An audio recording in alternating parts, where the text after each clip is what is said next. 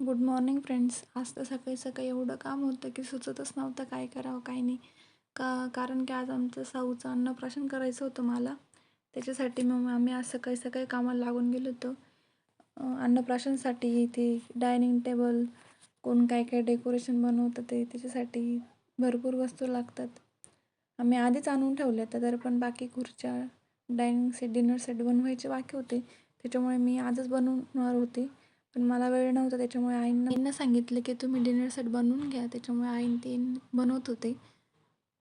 मग मी तोवर भाजी वगैरे, माझं बाकीचा स्वयंपाक वगैरे मी तर बनवून घेतला. इथे पोळ्या बनवून झाल्या होत्या माझ्या आणि भाजी पण बनवून झालेली होती. तर आम्हाला बिर्याणी पण बनवायची होती.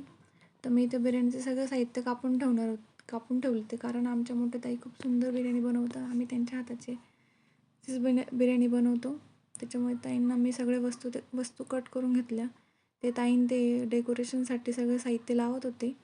तर ते डेकोरेशन ताईच करणार होत्या. हे सगळं आमच्या मोठ्या ताईंनीच डेकोरेशन केलं होतं.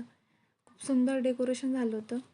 नंतर मग आम्ही फोटोशूट केले, पण माझे माऊ खूप झोपी घातलं. परत उठल्यानंतर मग आम्ही डेकोरेशन पटकन फोटो वगैरे काढले.